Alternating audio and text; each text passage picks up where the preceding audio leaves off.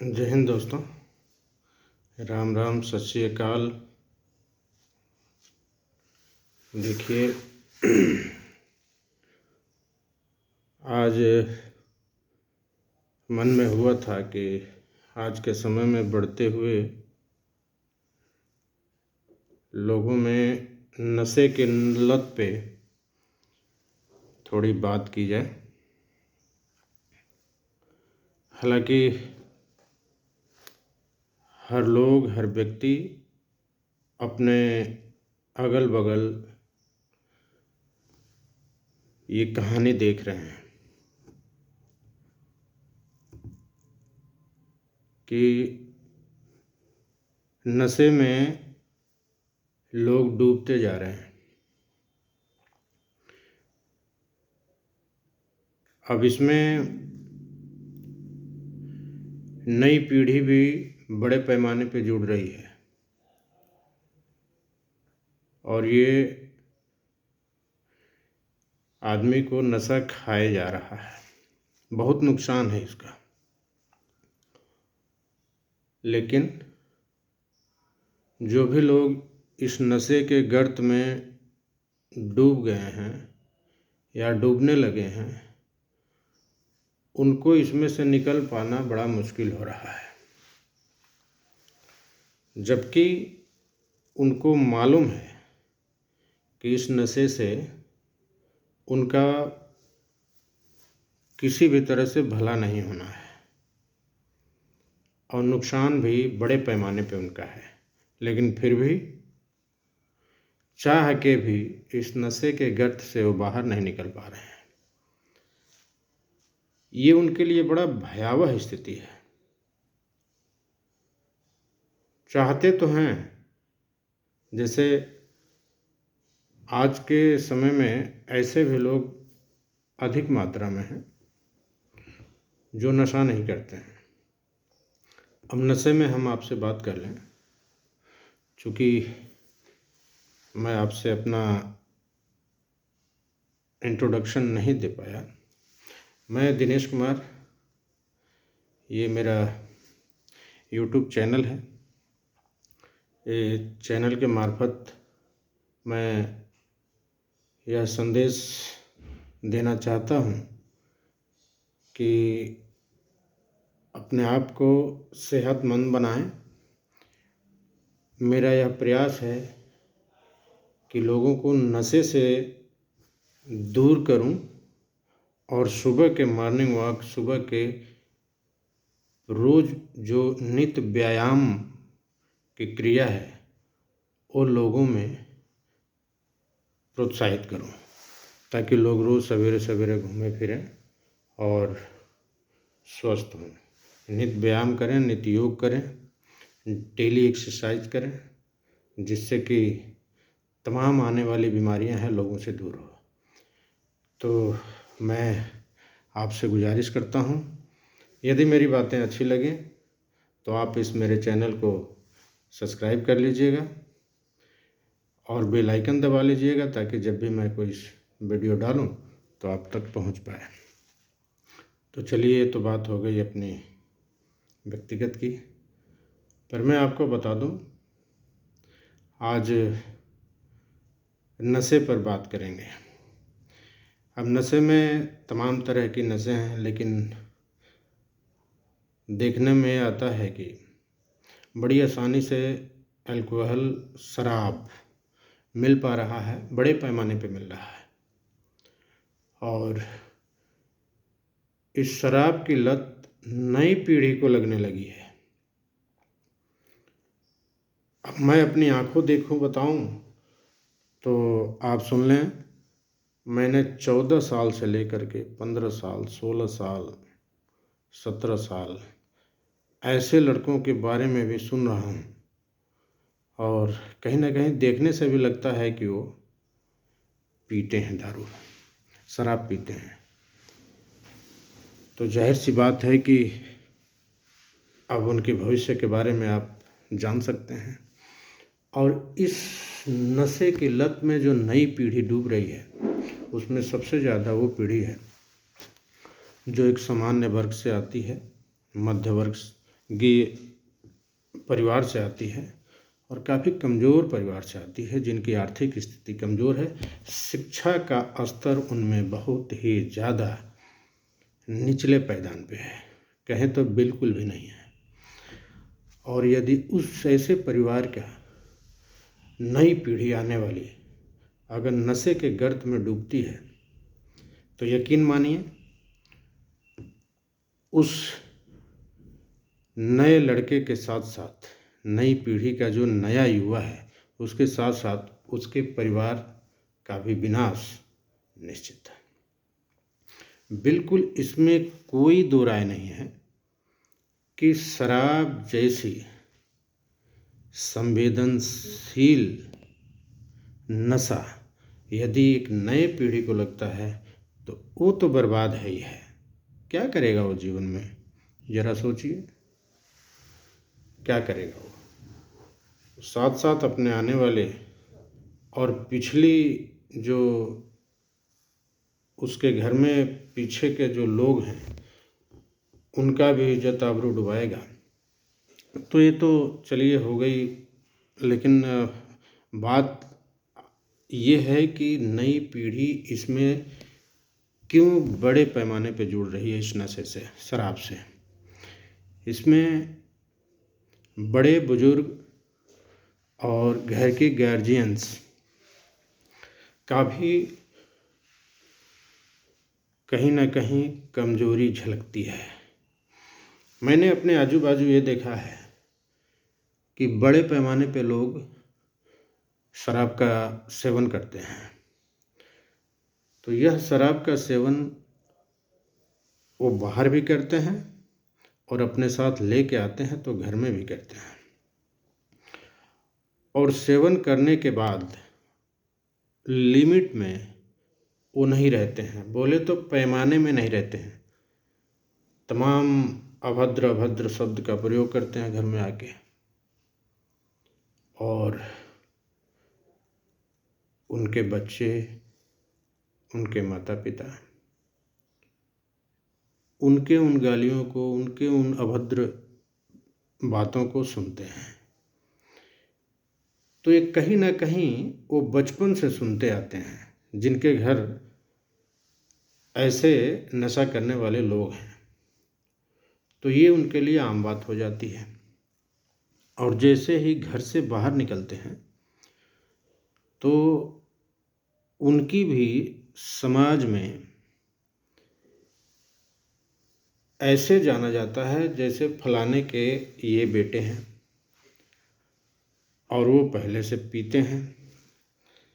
तो कहीं ना कहीं ये परिवार में भी वो अपने पिताजी या फिर अपने गार्जियंस जो ऐसे शराब का नशा करके आते हैं उनका बहुत ज़्यादा स्तर और स्थान नहीं वो लोग देते हैं। तो बाहर भी लोग ऐसे ही कहते हैं। तो सबसे पहले तो सामाजिकता उस आदमी की ख़त्म हो गई रहती है, इसीलिए उसके बच्चे को भी समाज में जाने के बाद ऐसा सुनने को मिलता है। कहीं ना कहीं धीरे धीरे वह समाज से अपने आप को दूर पाता है। जो परिवार नशे के गर्त में है, यकीन मानिए वह समाज से बिल्कुल अलग है। तो उसकी आने वाली पीढ़ी भी उस समाज में उसी तरह से जानी जाएगी। बेशक वह नशा नहीं कर रहा है क्योंकि वो तो अभी युवा है, लेकिन कहीं ना कहीं उस परिवार के होने के नाते समाज के लोग उसको उसी ध्येय से देखते हैं, बहुत ज़्यादा उसको तवज्जो नहीं देते हैं। ऐसे में वह बच्चा क्या करता है, अपने आप को थोड़ा सा सबसे अलग महसूस करता है और घर में हमेशा यह देखते देखते कहीं ना कहीं उसको प्रोत्साहन मिलता है। कुछ तो आत्मग्लान करते हैं कि हमारे गार्जियन ऐसे हैं इसलिए हमें बाहर जाने पे दिक्कत होती है, ऐसा कुछ होता है। तो वो ये सोचते हैं कि हमें ऐसा नहीं बनना है।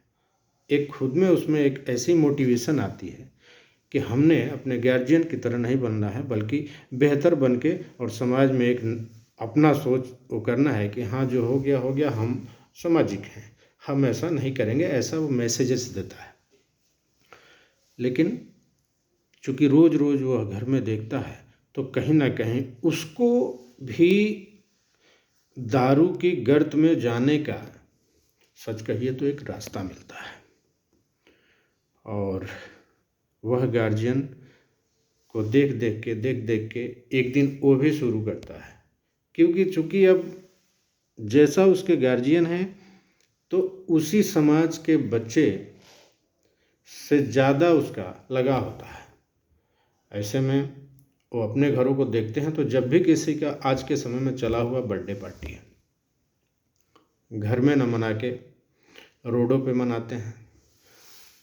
बाइक खड़े करके हम ये देखते हैं किसी किसी वीडियोज़ में कि बाइक के सीट पे केक रखे, काटे, रोड पे मना रहे हैं। परिवार से अलग उनके दोस्त जो हम उम्र हैं, तो उनकी कुछ रिक्वायरमेंट आवश्यकता है तो उसको भी पूर्ति करते हैं। उसमें नशा भी धीरे धीरे ऐड होता है, क्योंकि वो अपने परिवार से देख के आते हैं और कभी न कभी वो पीते हैं और उनको सबसे ज़्यादा जल्दी लत लगती है, इसलिए कि वह उस परिवेश को देख रहे हैं रोज। एक बार पी लिया, 2 बार पी लिया, 3 बार पी लिया, चौथी बार तो अपने आप पीना शुरू कर देता है। तो दोस्तों, कहीं ना कहीं गार्जियंस की भी उसमें कमी है। आप सबसे अधिक देखिए वो लोग नशा जल्दी शुरू कर रहे हैं जिनके घर नशे की पहले से पुनरावृत्ति चली आ रही है। मैं आपको बता दूं, ये बात सत्य है। कुछ ऐसे परिवार हैं जिनमें नशा नहीं है, वो शुद्ध शाकाहारी भी हैं और अभी भी वो चली आ रही है। हाँ, कोई उसमें 1-2 आदमी भटक सकता है, पर इसको नोट कर लीजिए कि अगर भटक गया है नशे में तो किसी के कहने से वो नहीं ठीक होगा, बल्कि खुद का जब तक उसका आत्मबोध नहीं कहेगा कि नहीं अब इसको हमें छोड़ देना है और दृढ़ प्रतिज्ञा नहीं करेगा कि अब नशा नहीं करना है, तो कहीं ना कहीं नई पीढ़ी नशे में डूबती जा रही है और एक बड़ा चिंता का विषय है। मैं तो उन प्रदेशों का बड़ा आभारी हूँ जिन प्रदेश में सरकार ने अपने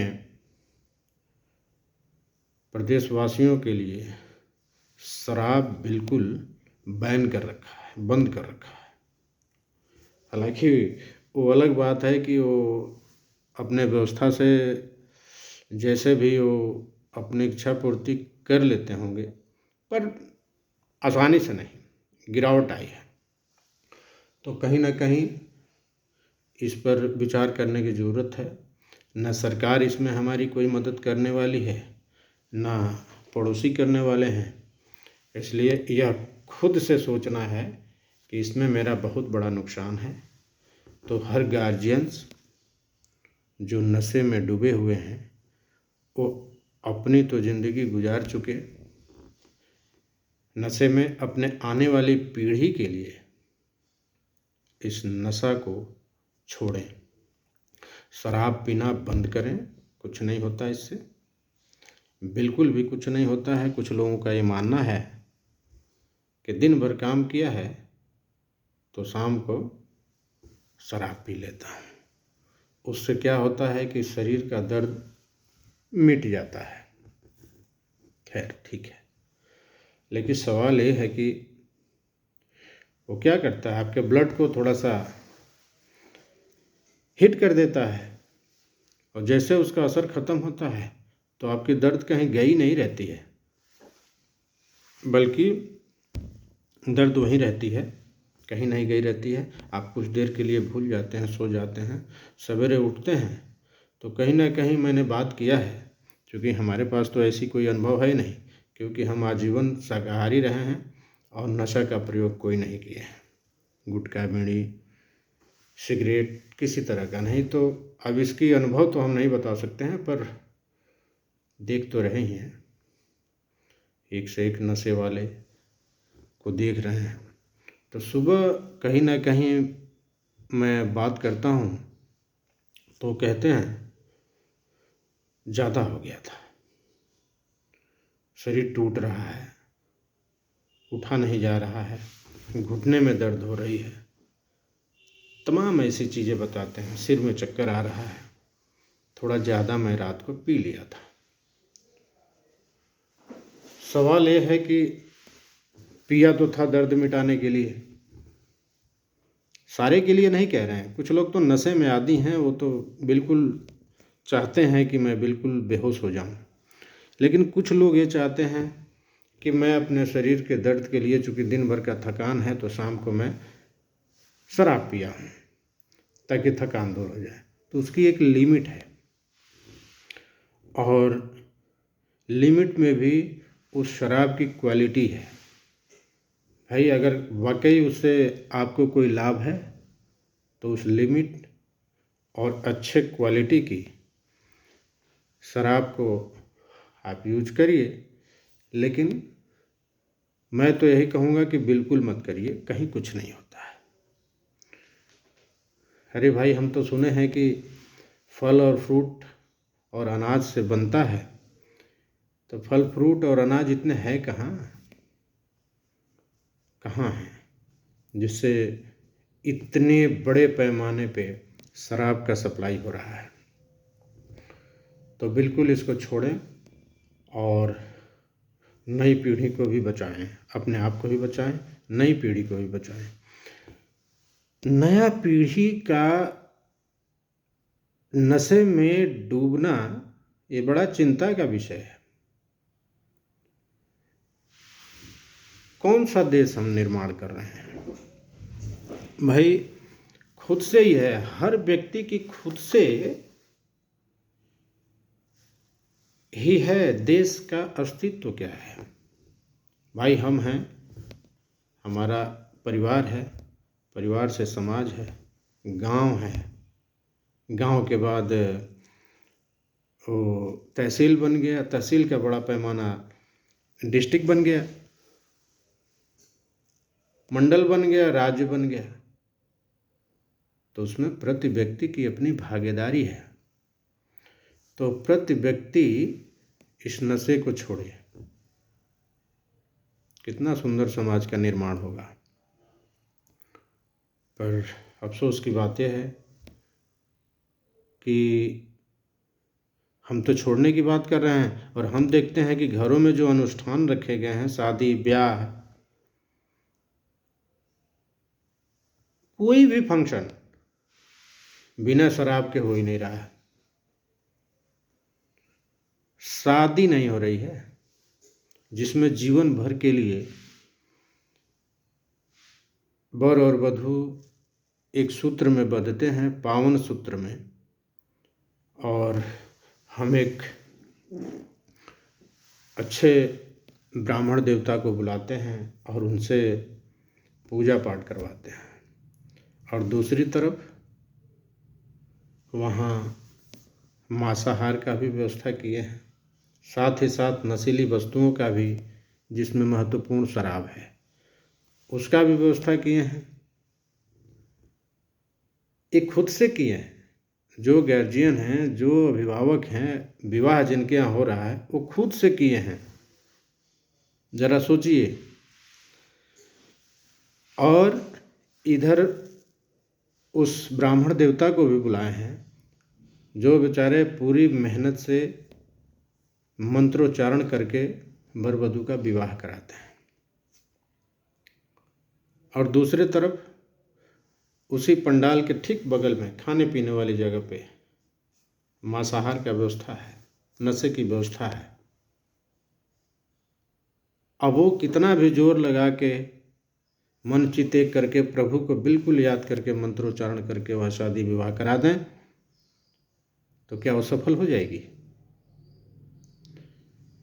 तो कहीं ना कहीं वहाँ से भी तो यह उत्साह मिल रहा है, मोटिवेशन मिल रहा है कि नया पीढ़ी नशे के गर्त में डूबता जा रहा है। हम उसको बंद करें ना भाई। शादी विवाह में क्या मतलब है नशे को परोसना, मांसाहार का व्यवस्था करना? कोई जीव मारी जाएगी तभी जाके उसके मांस को नोच के बनाया जाएगा। आप शादी के निमंत्रण कार्ड पे, ये निमंत्रण कार्ड है, संयोग से हमें मिल गया है, तो इस कार्ड में ये लिखा है कि अमुक दिन आप पधार करके और वर वधू को आशीर्वाद दें, अनुग्रहित करें। तमाम चीज़ें इसमें लिखा है। एक तो आशीर्वाद देने की आप बात करते हैं। ब्राह्मण देवता ने भी खूब जोर मेहनत लगाई है, वर वधू की जीवन अच्छे से गुजरे, उनका मांगलिक कार्यक्रम कराने में पुरजोर व्यवस्था की है। लेकिन जरा सोचिए, जहाँ मांसाहार और दारू नशे की व्यवस्था आपने कर रखी है, तो शादी विवाह किस स्थान पे हो रहा है? घर को खूब सजा रखा है, खूब व्यवस्था, पंडाल, न जाने क्या क्या पैसे लगा के। चंदे का पैसा नहीं है। चंदे के पैसे में मजबूरी हो जाती है कि जिन जिन लोगों ने चंदा दिया है या कमेटी के लोग हैं, उनकी बातों को पूरा करना होता है। ये आपका खुद का पैसा है, आपका खुद का व्यवस्था है। फिर आप किधर से मजबूर हो जाते हैं वो मांसाहार का व्यवस्था करने के लिए। शादी विवाह में आपके बच्चे की विवाह हो रहा है और इधर नशे का व्यवस्था कर रखे हैं, मांसाहार का व्यवस्था कर रखे हैं। मांस कहाँ भूजे जाते हैं? मांस कब्रिस्तान में भूजे जाते हैं। और आप अपने घर में कब्रिस्तान बना के और उस कब्रिस्तान में तमाम जीवों को मार के, मांस मंगा के, नशे का व्यवस्था करके, और आप अपने बच्चे की, अपने घर के वर और वधू की विवाह करा रहे हैं और लोगों को निमंत्रण दे करके उम्मीद कर रहे हैं कि वो आके आशीर्वाद दें और स्वागतकर्ता को अनुग्रहित करें। कैसे होगा? आपके दरवाजे पे आपके निमंत्रण आगंतुक के आने के पहले तो आपने पता नहीं कितने जीवों को मार के, रुला के, उनके मांस को मंगा रखा है। वो भी कैसे? अपने का आर्थिक व्यवस्था से।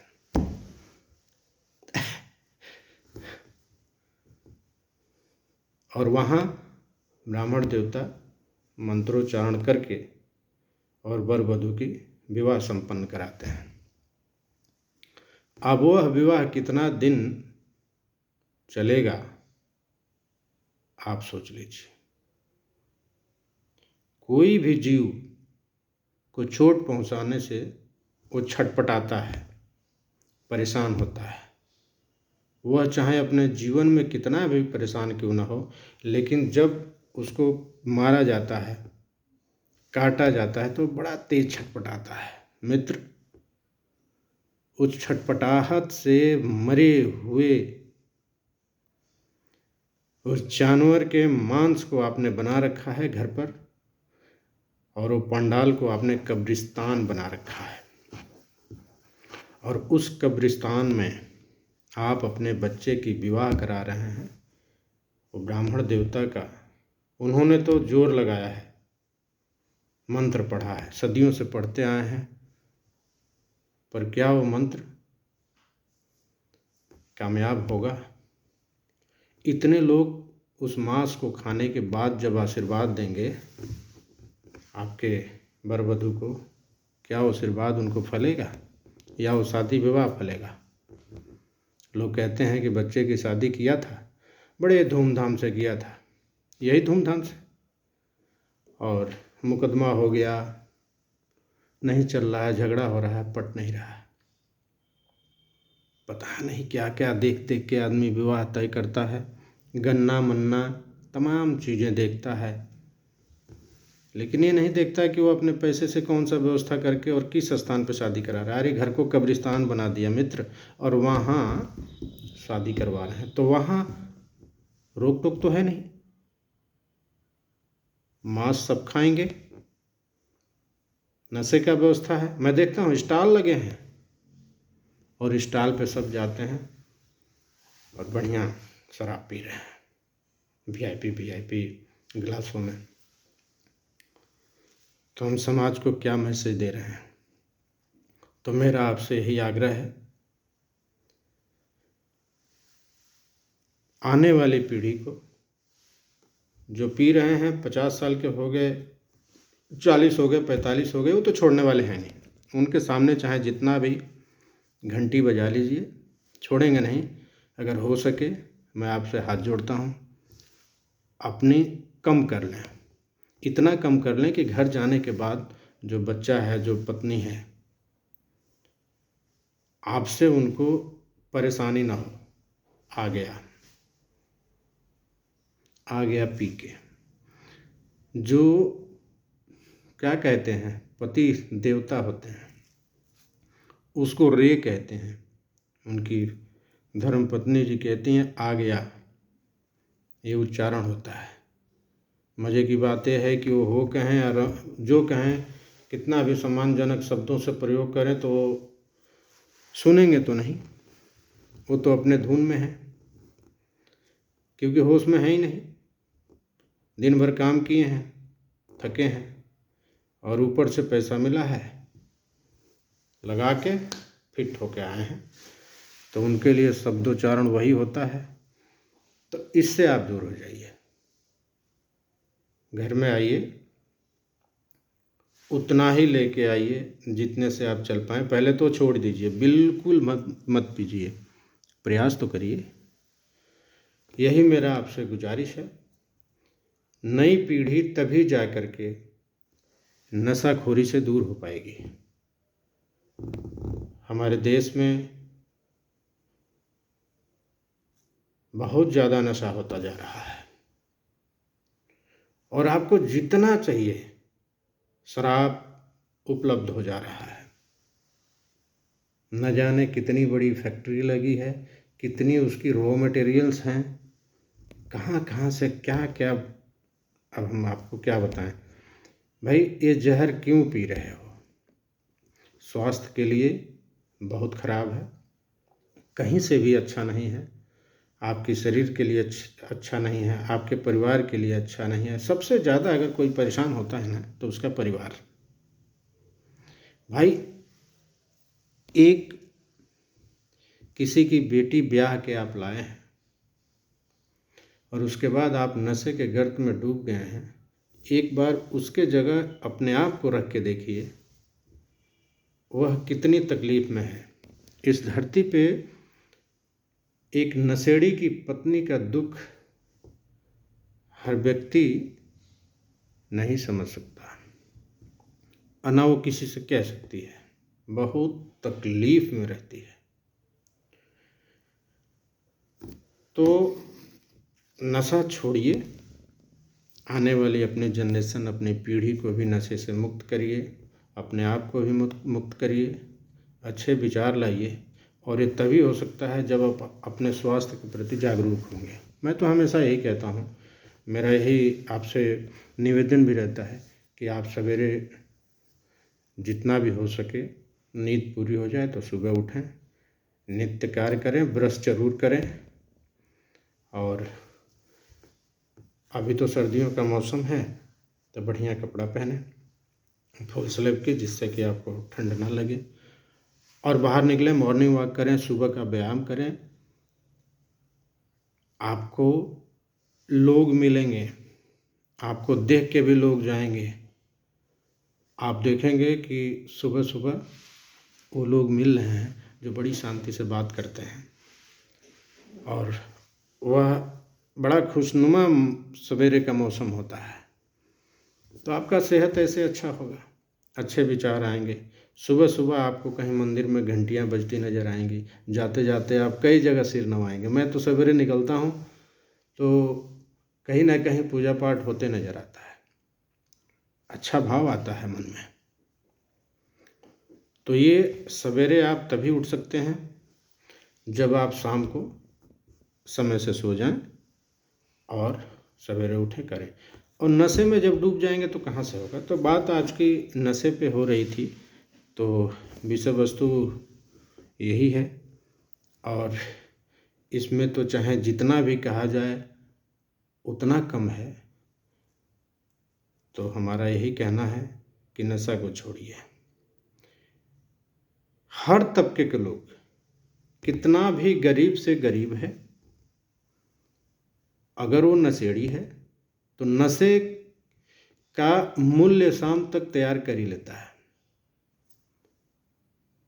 सब्जी के लिए हो ना हो, बच्चे की फीस देने का पैसा वो इकट्ठा करे ना करे, माता पिता पत्नी बच्चे की दवाई की वो करे ना करे, पर इतना धन अर्जन जरूर समय पे कर लेगा जिससे कि शाम को उसके शराब की खरीदारी हो सके। ये बताइए, ऐसे आदमी को किसी दुश्मन की आवश्यकता है क्या आज के डेट में, जिसमें ऐसी आदत हो गई है कि उसकी सारी ज़रूरतें एक तरफ और उसकी नशे की शराब की ज़रूरत एक तरफ। अकेला शराब की नशा की ज़रूरत का मूल्य वह इकट्ठा कर लेता है, उसके सामने जो बाकी उसके घर परिवार की ज़रूरतें हैं, चाहे वो दवाई हो गया, पढ़ाई के लिए बच्चों के लिए फीस हो गया,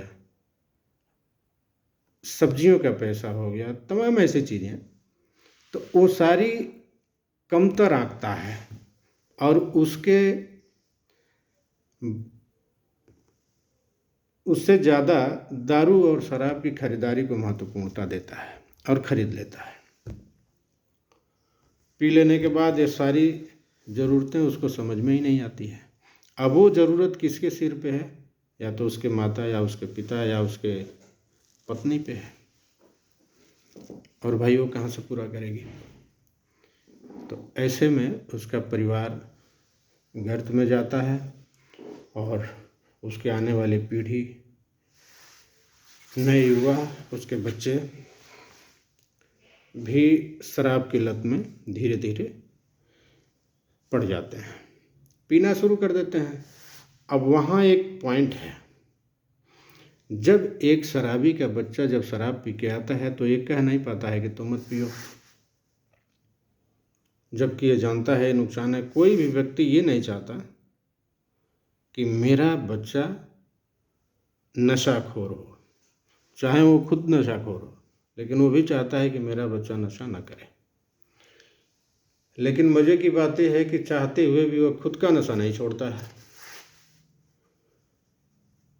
और उससे भी मज़े की बात यह है, मज़े की क्या, ये दुर्भाग्यपूर्ण बात है कि वह अपने बच्चे को मजबूती से, दृढ़ता से नहीं कह पाता है कि तुम शराब न पियो, नशे से दूर रहना।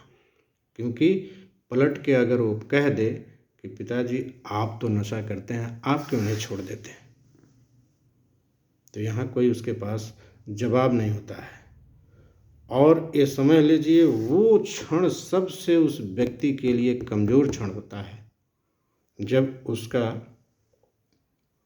औलाद ये कहता है कि आप क्यों नहीं नशा छोड़ देते हैं। तो ऐसी नौबत न आए, इसलिए अपना मान सम्मान समाज में भी अपना जगह बनाएं, नशे को छोड़ें और अपने आप को स्वस्थ करें, अपने लिए समाज में स्वस्थ अपना एंट्री पाएं, प्रवेश करें। जो आपकी धूमिल छवि है वो भी सही हो जाएगी और आप खुद महसूस करेंगे कि आपके पास धन अर्जन भी होने लगा है। अर्जन तो पहले भी करते हैं, लेकिन उस पैसे को खर्च करते हैं नशा की खरीदारी में, तो वो पैसा आपका बचेगा, परिवार में आएंगे, हंसेंगे, बोलेंगे। सुबह के गए हैं, कभी कभी ऐसा होता है कि नशा के चक्कर में वो खाना भी लेके आते हैं, तो घर वालों की आदत रहती है, इसका तो यही हालत है। तो धीरे धीरे आपकी सेहत भी खराब होती है, आपका वो आय का भी व्यवस्था गड़बड़ाता है, काम नहीं कर पाते हैं और शरीर खत्म हो जाता है। तो देखिए, शरीर खत्म तो क्या होगा, ऊपर वाले ने जितना दिन के लिए आपका आयु लिखा है वो तो यहाँ बिता के ही जाना है। कुछ लोग नशे में बिता के जाएंगे और कुछ लोग होशो हवास में बिता के जाएंगे। देखिए, एक जिम्मेवारी की बात आपसे करते हैं। हर नशे वाला व्यक्ति के पास तगादा रहता है। उसके बच्चे के स्कूल की फीस के लिए अगर बाजार में जाता है तो बनिया की दुकान से विभिन्न प्रकार की तगादा रहता है। सवेरे सवेरे जब उससे मांगी जाती है तो सोचता है कि बिल्कुल नहीं, आज से मैं नशा नहीं करूँगा, बहुत ज़्यादा उसमें पैसा खर्चा जा रहा है, पहले ये कर्जा चुकाऊंगा।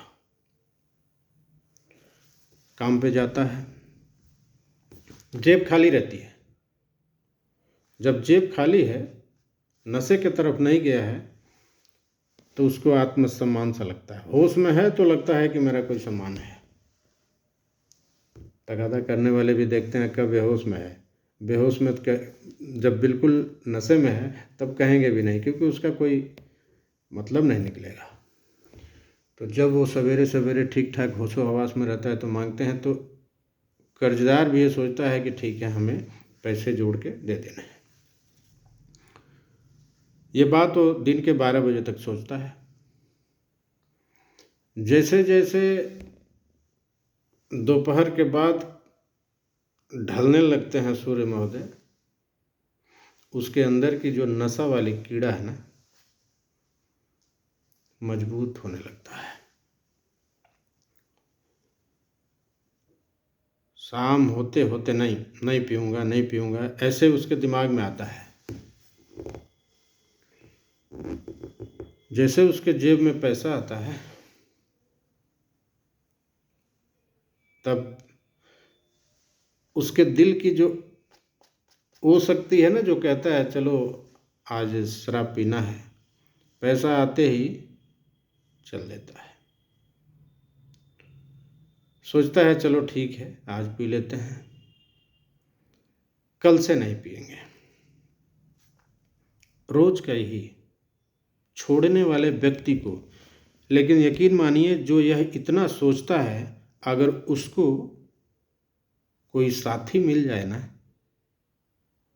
सच्चा साथी, जो ये चाहे कि इसकी नशा छुड़ा देना है, तो वो व्यक्ति छोड़ सकता है। ये क्वालिटी है जिसमें से नशा छुड़ाया जा सकता है। अगर वह 12 बजे 1 बजे तक ये अपने दिल में रखता है कि मुझे आज नहीं पीना है, तो उसको छुड़ाया जा सकता है। यकीन मानिए, हमारे चैनल से आप जुड़िए और मैं आपको बताऊं, प्रयास करूंगा। मैं प्रयास करूंगा कि आप बिल्कुल नशा से विमुख कर लें अपने आप को, और नई पीढ़ी को नशे में डूबने से बचा लें। ये जो टॉप ग्रेड के, उच्च स्तर के जो नशा करने वाले लोग हैं ना, जो बहुत ज़्यादा मात्रा में नशा करते हैं, उन्हीं को देख के तो ये नई पीढ़ी डूब रही है। वही जिम्मेवार है। आपकी लापरवाही का नतीजा नई पीढ़ी पे खूब असर डाल रहा है। शादी विवाह जैसे मंगल कार्यों में मांसाहार का प्रयोग न करें, मेरा आपसे हाथ जोड़ के विनती है। एक बार बैठ के तसल्ली से परिवार के साथ या अपने खुद में यह विचार लाइए कि दो जीव के मंगल सूत्र में बंधने पर आप क्या क्या कर सकते हैं जो मंगल कार्य हों। अच्छे भोजन कराइए जो देवताओं के ऊपर चढ़ाया जा सकता है। ये नशा का व्यवस्था ना करिए। कोई और फंक्शन हो, आपका बड़ा शौक़ है, अरे भाई शौक़ तो किसी भी तरह से इससे तो पूरा नहीं होना चाहिए। ऐसी कोई शौक़ ही मत पालिए जिसमें नशा और मांसाहार का प्रबंध करना पड़े, और मांगलिक कार्यों में बिल्कुल भी नहीं। मेरा आपसे आप सबसे निवेदन है कि ये सब चीज़ें न किया जाए। मांगलिक कार्यों में शादी विवाह फंक्शन, किसी भी तरह का फंक्शन, तो एक मैसेज आएगा कि ये सब चीज़ें प्रयोग नहीं करना है, पर वैराइटीज़ के शराब का व्यवस्था होता है जो बिल्कुल भी गलत है और नई पीढ़ी को आमंत्रित करता है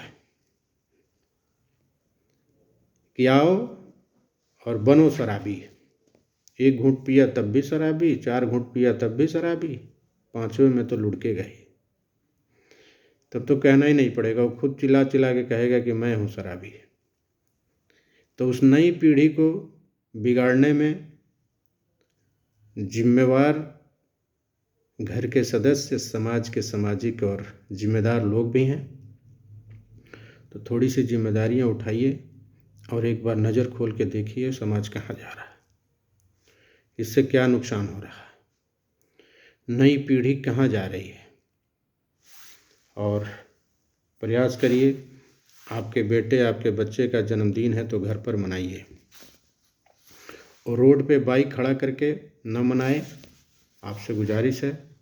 और नशे से दूर रखिए, खुद को दूर रखिए, अपने आप को दूर हो जाएगा बच्चा। आप खड़े होकर के मजबूती से कहेंगे तो कि बिल्कुल शराब नहीं पीना है, तो छूट जाएगा। इसलिए नशा मुक्त बनाइए अपने आप को, खुद नशा मुक्त बनेंगे, नई आने वाली पीढ़ी अपने आप नशाओं से मुक्त हो जाएगी, परिवार आपका नशा मुक्त होगा, आपका अड़ोसी पड़ोसी नशा मुक्त होगा। प्रयास करिए वो भी नशा मुक्त हो, गांव टोला मोहल्ला गांव नशा मुक्त होगा, प्रदेश होगा और देश नशा मुक्त होगा। यह खुद के विचार से होगा। बाकी जिन लोगों को अपना रहनुमा आपने बनाया है वो तो खुद ही परोस रहे हैं, हर चौराहे पे खुले हुए हैं। तो आपसे गुजारिश है कि खुद को नशा मुक्त बनाइए, अपने आने वाली नई पीढ़ी को नशा मुक्त करिए। बार बार मेरा यही आपसे आग्रह है। और अपने आप को सेहतमंद बनाने के लिए अच्छा भोजन करें और स्वस्थ रहें। सवेरे समय से उठें, सुबह का वातावरण में मॉर्निंग वॉक करें, सवेरे टहलें। अगर आप नए उम्र में हैं, युवा में हैं, तो आपको यदि किसी गेम भगवान ने गॉड गिफ्ट दिया है, आप में कोई गेम है तो उसको प्रदर्शित करिए, शरीर को बढ़िया बनाइए। और स्पर्धाओं में आप शामिल हो सकते हैं, प्रतियोगी स्पर्धाओं में अपना नाम रोशन कर सकते हैं, अपने माता पिता का नाम रोशन कर सकते हैं, अपने गांव का कर सकते हैं, जिला प्रदेश देश का कर सकते हैं। यदि आप मेरी तरह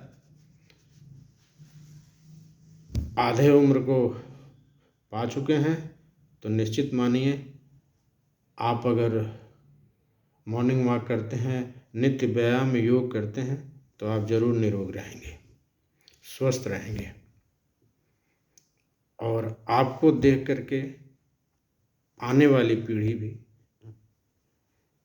सुबह के मॉर्निंग वॉक, अच्छे विचार, नित्य व्यायाम में शामिल होगा। नकल करती है दुनिया, बिल्कुल नकल करती है,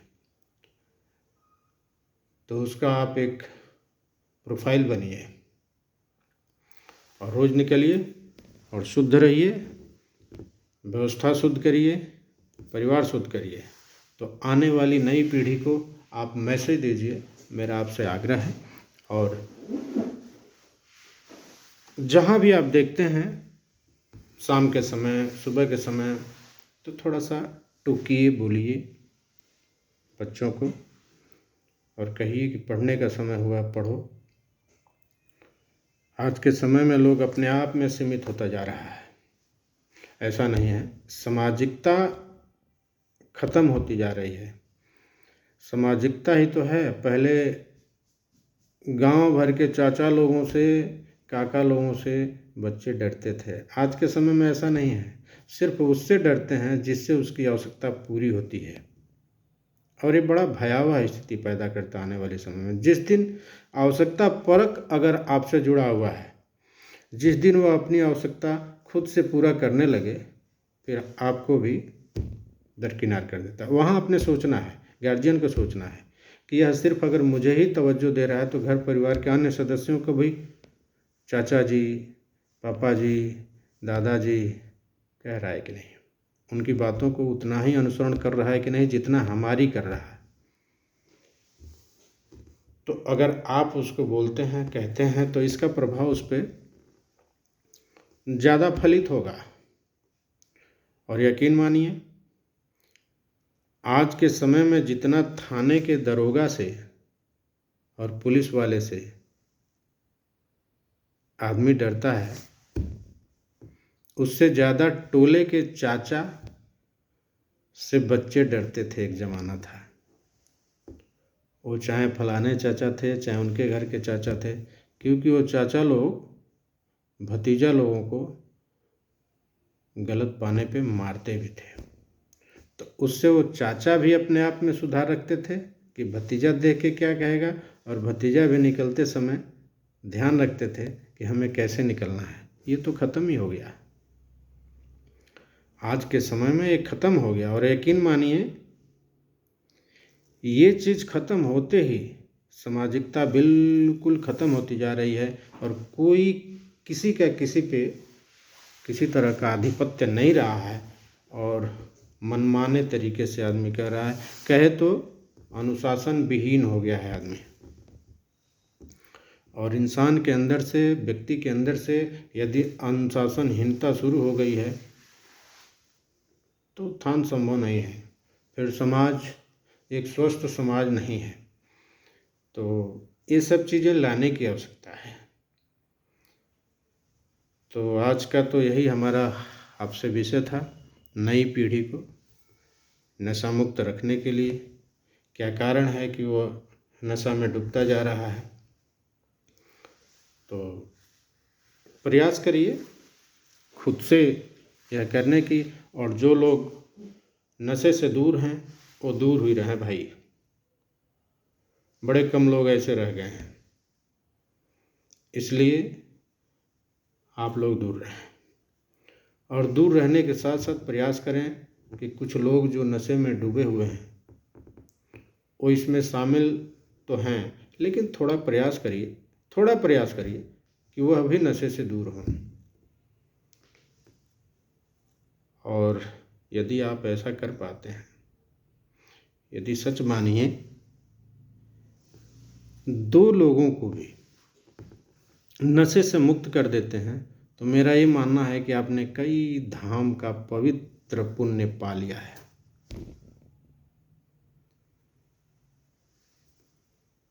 आप हमेशा उसको कोशिश करिए, हमेशा कहिए। मैं कहता हूँ, मेरे संसर्ग में जो भी नशेड़ी व्यक्ति रहता है, मैं हर बार प्रयास करता हूँ कि वह नशे से मुक्त हो।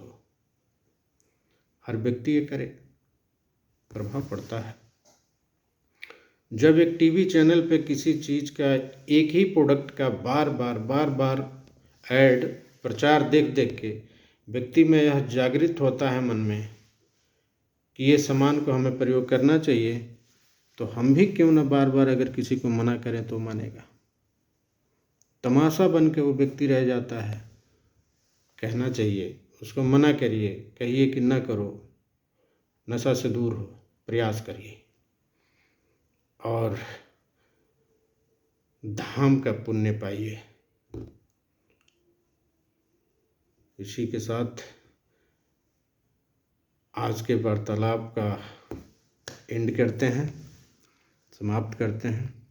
तो आपसे एक बार और गुजारिश है, यदि हमारी बातें आपको अच्छी लगी है तो हमारे इस चैनल को सब्सक्राइब कर लें, लाइक करें, कमेंट्स करें और बेल आइकन को दबाना ना भूलें, ताकि हम जो भी वीडियो अपलोड करें तो आपको सबसे पहले मिले। इसी के साथ जय हिंद।